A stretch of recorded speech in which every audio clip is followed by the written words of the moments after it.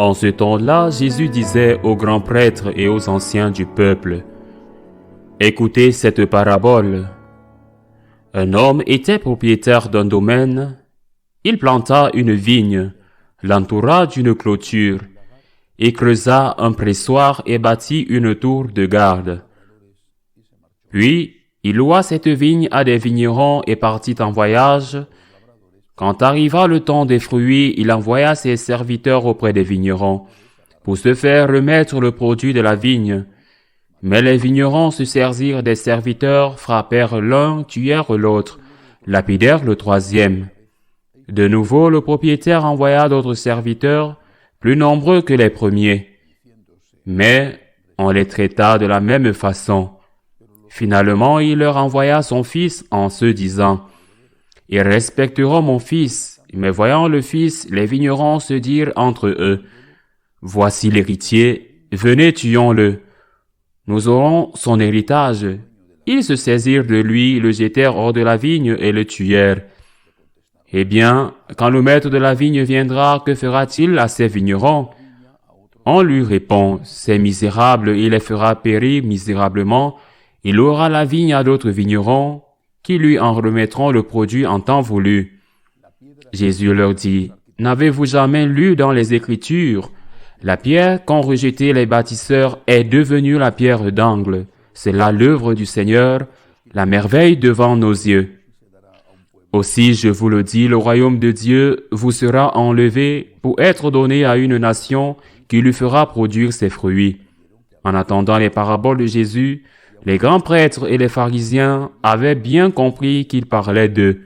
Tout en cherchant à l'arrêter, ils eurent peur des foules parce qu'elles le tenaient pour un prophète. Acclamons la parole de Dieu. Un vieil adage dit qu'il n'y a rien de nouveau sous le soleil, ce qui est peut-être vrai pour beaucoup de choses, mais pas pour toutes.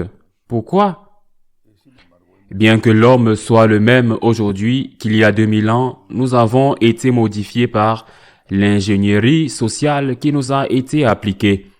Par exemple, il y a 2000 ans, à l'époque de Jésus, et il y a moins de 500 ans, voire 300 ans, peut-être même plus récemment, il n'y avait pas ce qu'il y a aujourd'hui dans la société qui nous a tous absolument imprégnés.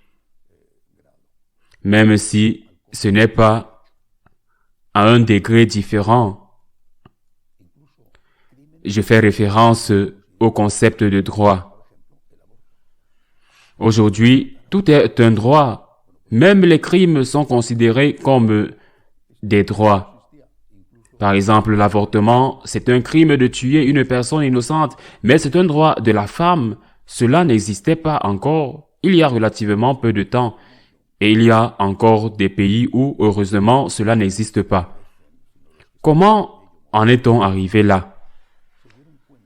Ceux qui dirigent le monde, qui ne sont généralement pas ceux qui paraissent, mais ceux qui sont derrière, qui tirent des ficelles, se sont aperçus que cette société, qui est très connue pour être une société de consommation, que cette société devenait de plus en plus consumériste, de plus en plus consommatrice, quand ils nous ont fait croire que nous avions tous droit à tout.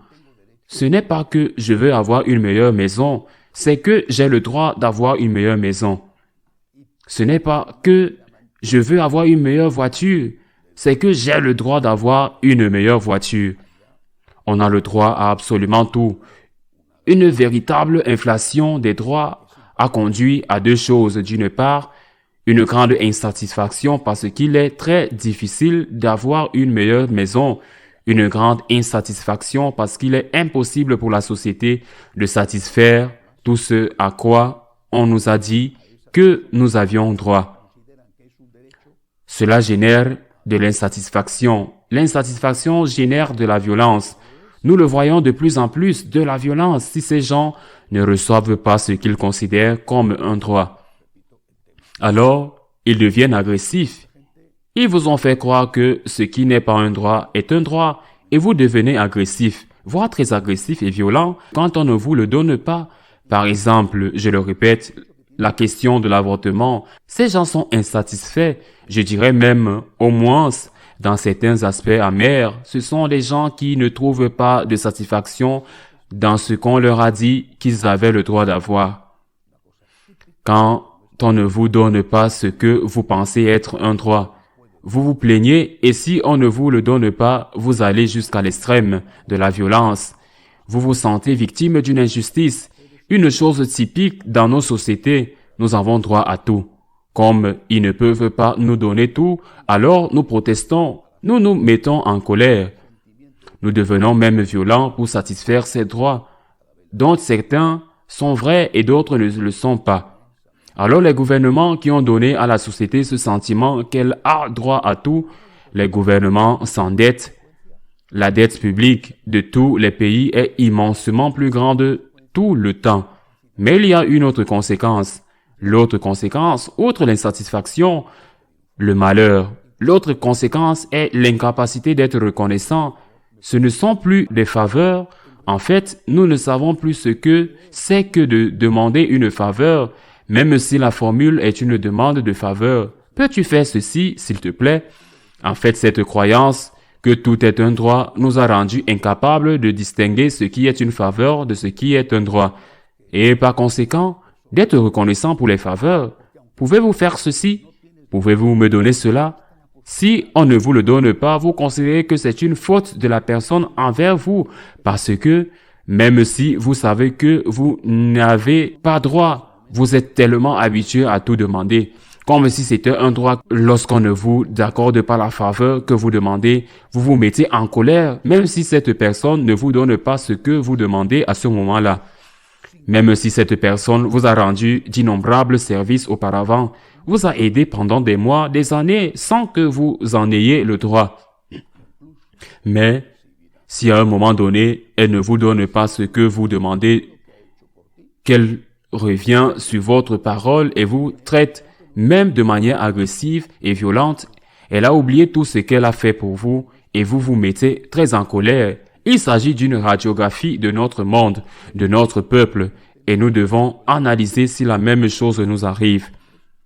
Et naturellement, ce n'est pas seulement dans notre relation avec les gens, mais aussi dans notre relation avec Dieu. Dans la relation avec Dieu, le concept de devoir a disparu. Le concept de gratitude a disparu. Nous avons droit à tout, y compris avec Dieu. Tout, comme nous avons droit à la maison de nos rêves, à la voiture de nos rêves, au travail de nos rêves, à une santé parfaite et permanente, à l'absence de mort, etc., etc., etc. Et il y a la colère, l'agacement contre la société, contre le patron de l'entreprise, contre le gouvernement, contre qui que ce soit, contre les parents, contre les amis, quand ils ne nous donnent pas ce à quoi nous pensons avoir droit. Même si ce n'est pas vrai que nous avons ce droit, exactement la même chose se passe avec Dieu. La même chose. S'il y a une maladie, c'est la faute à Dieu. Mais ne vous êtes-vous pas rendu compte que vous avez eu la santé avant? Non. Non. Non. J'ai toujours pu être en bonne santé, mais c'est la faute de Dieu si je suis maintenant malade. Si une personne meurt, c'est la faute de Dieu. Mais n'avez-vous pas réalisé que vous avez eu le don de Dieu d'avoir cette personne avec vous pendant toutes ces années? Non. Ce que j'ai eu n'est pas un don.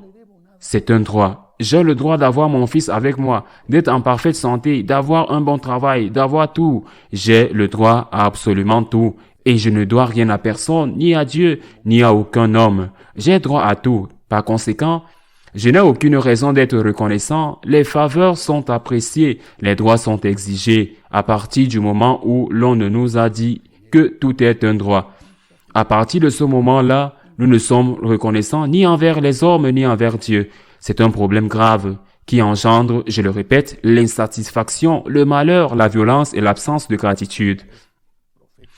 Que nous dit l'évangile d'aujourd'hui avec cette belle et en même temps prophétique parabole?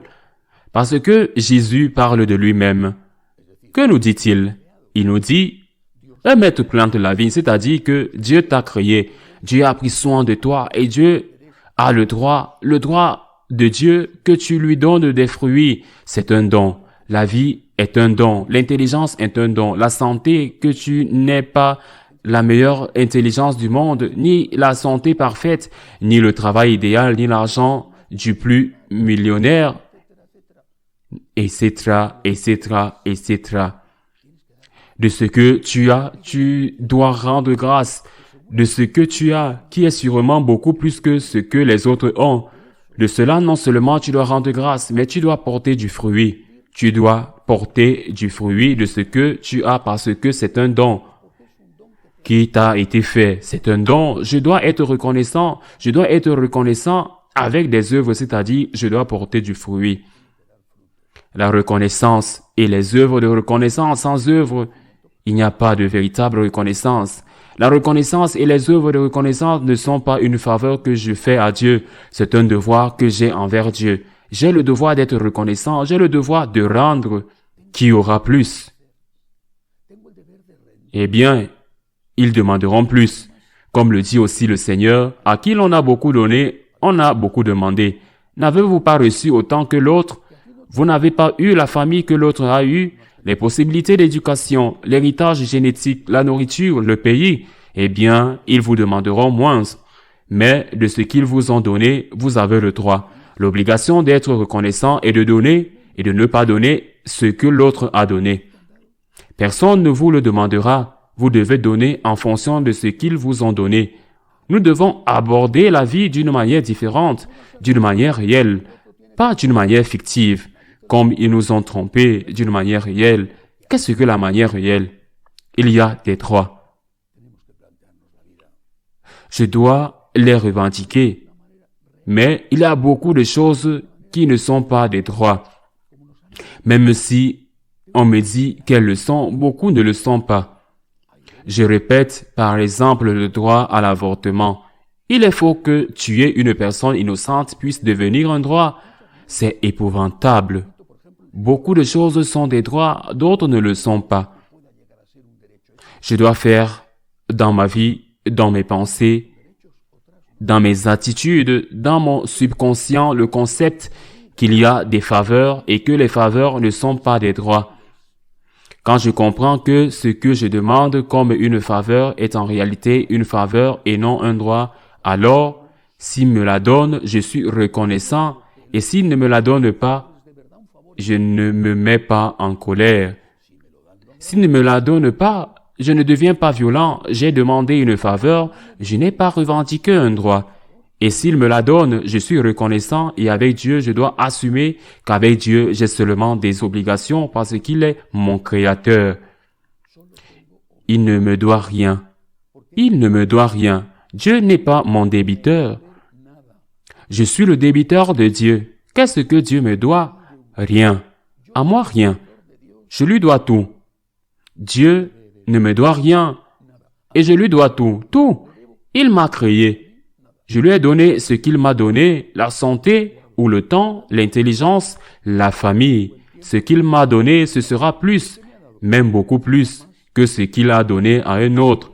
Ce sera moins que ce qu'il a donné à un autre. Je devrais payer pour ce qu'il m'a donné. Dieu n'a pas de dette envers moi. J'en ai toute envers lui. Et je dois le remercier pour ce qu'il m'a donné et le remercier par des œuvres. Je dois rendre pour cette vigne qu'il a semée, qu'il a travaillée et qu'il m'a prêtée pour l'utiliser, des droits qui sont et qui ne sont pas inventés et des devoirs aussi qui sont en premier lieu. Mes devoirs envers Dieu, la gratitude et les œuvres de gratitude. Ainsi soit-il.